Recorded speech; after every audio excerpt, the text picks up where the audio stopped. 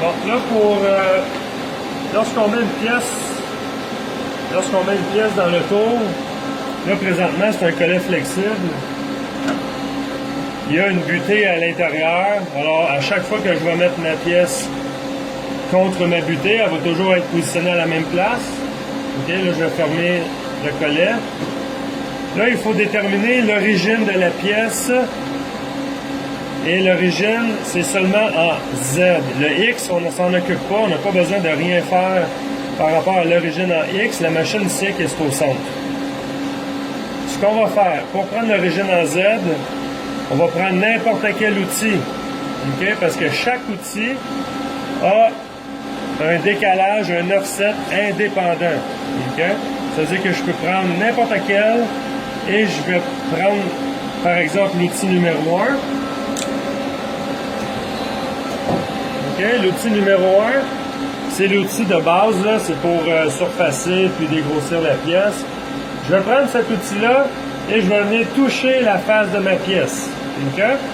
Ce que je fais, c'est manuellement, je déplace mon outil. Je peux aller plus rapidement en appuyant sur l'axe et en appuyant sur le bouton du centre. Fait que si j'appuie les deux, on voit que ça va plus vite.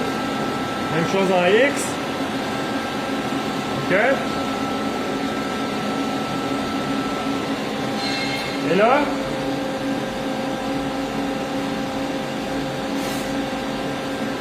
pour la vidéo, pour que ça soit clair dans la vidéo, je ne le ferai pas comme ça, mais on peut faire tourner la pièce et manuellement, on va apporter la pastille pour que ça touche la pièce en rotation. Et là, on peut surfacer tout le devant de la pièce là, pour s'assurer que c'est bien nettoyé, qu'on touche partout. Mais là, pour la vidéo, je vais prendre un bout de papier. Okay? Je m'en vais en mode jog, ok? Et je vais activer par exemple le Z pour me déplacer en Z.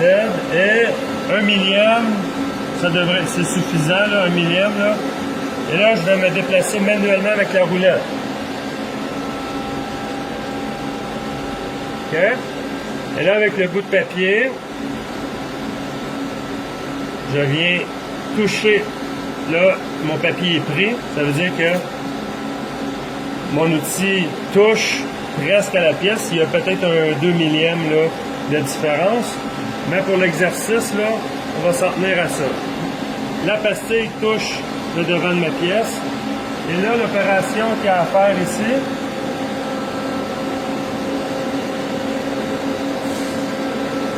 il faut aller dans Offset Setting, ici. Et là, il faut chercher en bas, il faut chercher l'option Work Shift. Ça, c'est l'abréviation pour Work Shift, c'est WSHFT. Okay? Il faut s'assurer d'être dans cette option-là. Alors, avec les flèches de gauche et de droite, on peut chercher cette option-là. On clique dessus.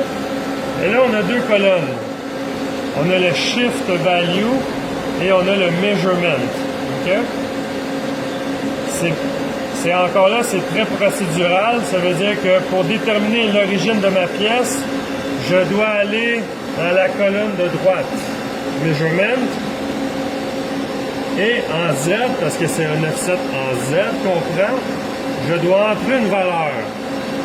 Et la valeur que je vais entrer, c'est la valeur de l'offset de l'outil que je viens d'utiliser pour tangenter ma pièce. Alors, j'ai l'outil numéro 1. Alors, il faut savoir c'est quoi l'offset en Z de l'outil numéro 1. Alors, ce qu'on peut faire,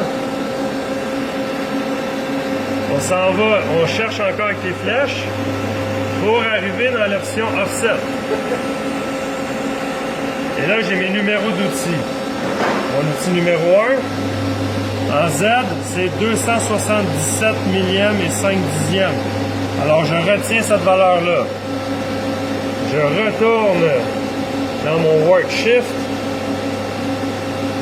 et dans la colonne de droite, en Z, je vais entrer la valeur de mon offset. va être écrit en bas ici. Je fais Input et vous allez voir, la valeur va s'ajouter ici et il va y avoir un calcul qui va se faire à gauche. Ici, j'ai mon offset de 277 millième et demi. Et ici, ça calcule moins 1 pouce 890. Le 1 pouce 890, c'est la distance entre la face du cône de la broche et la face de la pièce. Si je calcule, ça me donne environ 2 pouces. J'ai environ 2 pouces. C'est 1 pouce 900 et quelques. OK? Fait que c'est ça qu'on vient de calculer. J'ai besoin de faire ça juste une fois. Je prends n'importe quel outil, que ce soit l'outil numéro 1, 3, 4, 5, peu importe. L'important, c'est que je viens tangenter la face. Et dans la colonne Measurement, j'entre la valeur de l'outil utilisé en Z. Et le calcul va se faire automatiquement. Et là, on vient d'établir l'origine pièce. Tout est prêt, on peut rouler le programme maintenant. Et supposons que tu veux bouger ton origine.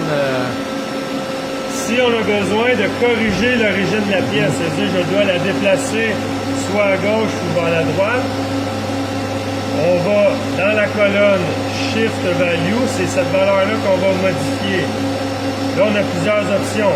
Soit qu'on rentre la valeur manuellement, ça veut dire si on a besoin de la déplacer de 30 millièmes par la gauche, je peux écrire moins 1.862. OK, je déplace l'origine vers la gauche, ça veut dire que la valeur diminue. Je fais Input, je viens de corriger l'origine de ma pièce en Z. Je peux aussi bien faire, si je me déplace vers la gauche, je dois rentrer la valeur en positif du déplacement. C'est-à-dire, s'il faut que je me déplace de 30 millièmes par la gauche, ça veut dire enlever plus de matière sur la face. J'entre la valeur de 30 millièmes en positif et je fais Input plus. Et là, je rediminue la valeur de mon offset. Okay? Fait que ça, c'est pour corriger l'offset, l'origine en Z. Comme j'ai dit, pour l'offset en X, on ne touche pas, c'est toujours à 0.